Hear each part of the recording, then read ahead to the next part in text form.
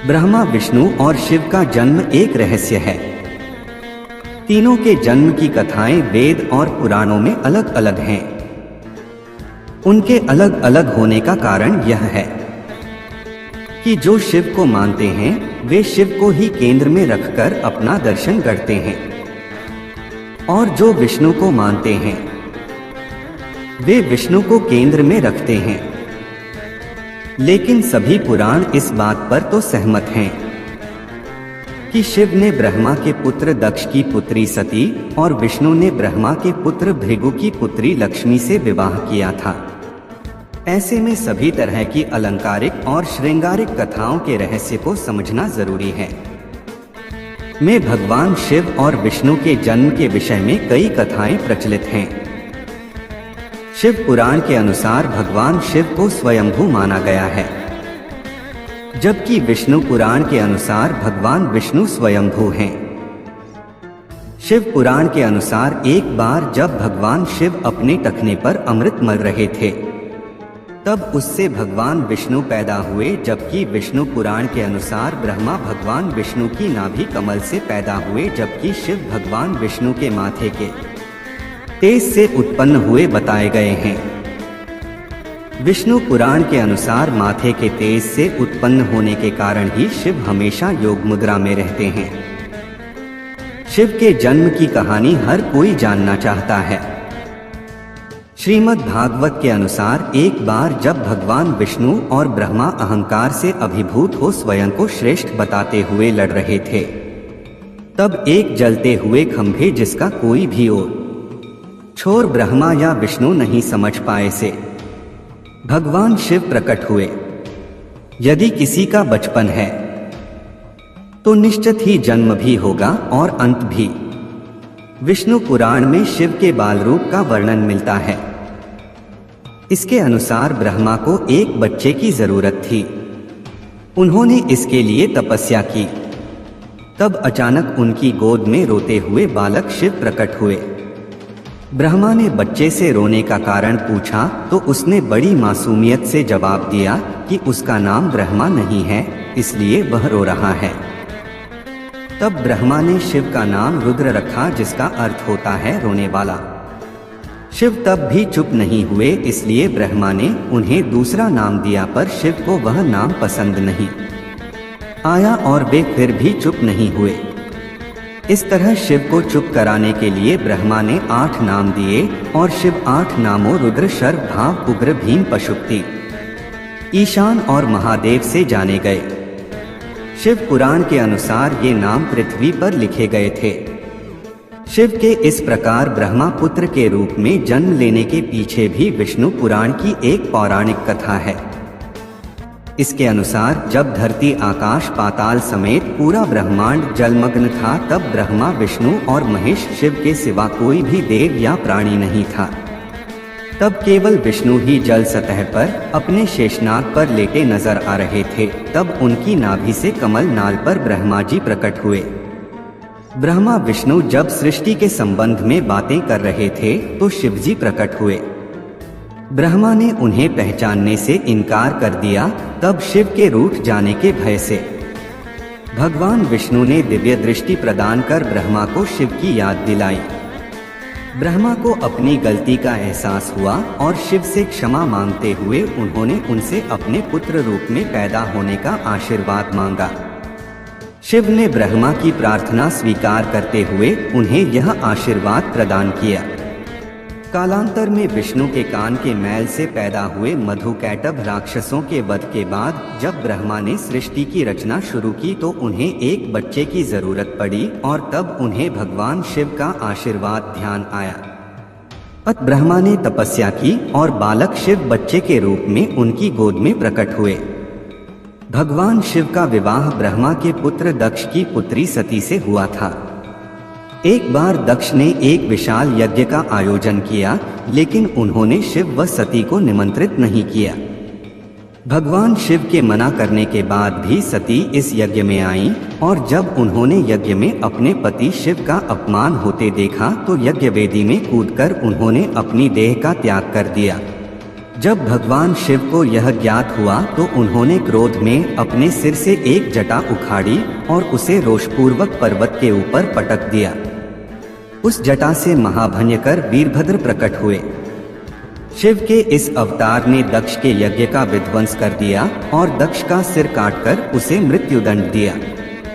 बाद में देवताओं के अनुरोध करने पर भगवान शिव ने दक्ष के सिर पर बकरे का मुंह लगाकर उसे पुनर्जीवित कर दिया। वीरभद्र के अलावा शिव के 18 और अवतार हुए हैं, जिनके नाम इस प्रकार हैं: पिप्पलाद, नंदी, भैरव, अश्वत्थामा, शर्भावतार, गृहपति, दुर्वासा, हनुमान, वृषभ, यतिनाथ, कृष्ण दर्शन, अवधूत, भिक्षुवर्य, सुरेश्वर, किरात, सुंकनर्तक, ब्रह्मचारी और यक्ष। इस संदर्भ में एक कथा है कि एक बार ब्रह्मा और विष्णु में श्रेष्ठता को लेकर विवाद होने लगा। दोनों निर्णय के लिए भगवान शिव के पास गए। विवाद का हल निकालने के लिए भगवान शिव साकार से निराकार रूप में प्रकट हुए। शिव का निराकार रूप अग्नि स्तंभ के रूप में नजर आ रहा था। ब्रह्मा और विष्णु दोनों इसके आदि और अंत का पता लगाने के लिए चल पड़े। कई युग बीत गए लेकिन इसके आदि और अंत का पता नहीं लगा। जिस स्थान पर यह घटना हुई वह अरुणाचल के नाम से जाना जाता है। ब्रह्मा और विष्णु को अपनी भूल का एहसास हुआ। भगवान शिव साकार रूप में प्रकट हुए और कहा कि आप दोनों ही बराबर हैं। इसके बाद शिव ने कहा कि पृथ्वी पर अपने ब्रह्मा रूप का बोध कराने के लिए मैं लिंग रूप में प्रकट हुआ, इसलिए अब पृथ्वी पर इसी रूप में मेरे परम ब्रह्मा रूप की पूजा होगी। इसकी पूजा से मनुष्य को भोग और मोक्ष की प्राप्ति हो सकेगी। सबसे पहले रुद्र हुए। उन्हीं रुद्र का एक अवतार महेश का है। उन्हीं महेश को महादेव और शंकर कहते हैं। वे शिव अर्थात ब्रह्मा के समान होने के कारण शिव कहलाए। हालांकि शिव उनका नाम नहीं है। रुद्रावतार में से एक भैरव है। शिव से भी बढ़कर सदाशिव की महिमा का वर्णन पुराणों में मिलता है।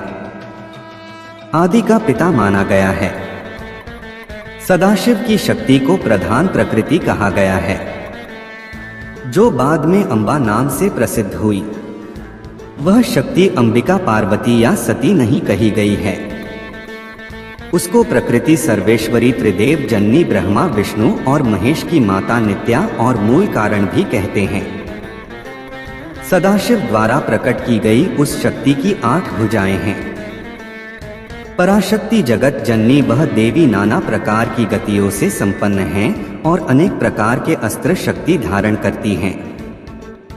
वैदिक काल के रुद्र और उनके अन्य स्वरूप तथा जीवन दर्शन को पुराणों में विस्तार मिला।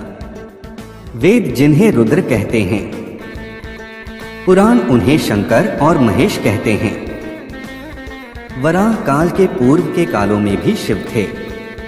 उन कालों की शिव की गाथा अलग है। देवों के देव महादेव, देवताओं की दैत्यों से प्रतिस्पर्धा चलती रहती थी।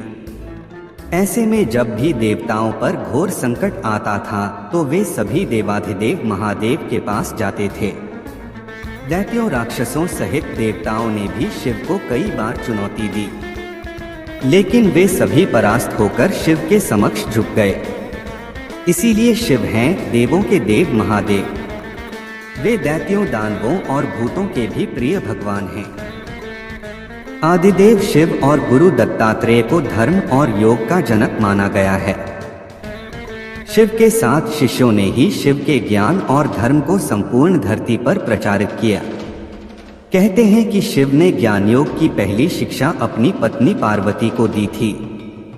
दूसरी शिक्षा जो योग की थी उन्होंने केदारनाथ में कांति सरोवर के तट पर अपने पहले 7 शिष्यों को दी थी। उन्हें ही सप्तऋषि कहा गया, जिन्होंने योग के अलग अलग आयाम बताए और ये सभी आयाम योग के 7 मूल स्वरूप हो गए। आज भी योग के ये 7 विशिष्ट स्वरूप मौजूद हैं। इन सप्तऋषियों को विश्व की अलग अलग दिशाओं में भेजा गया, जिससे वे योग के अपने ज्ञान को लोगों तक पहुंचा सकें।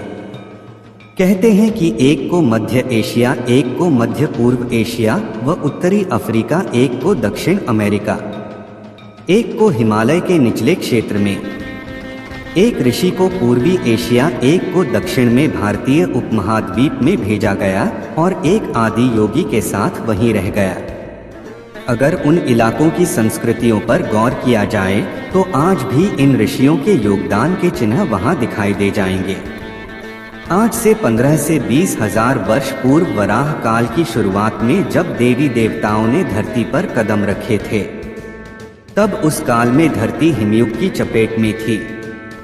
इस दौरान भगवान शंकर ने धरती के केंद्र कैलाश को अपना निवास स्थान बनाया।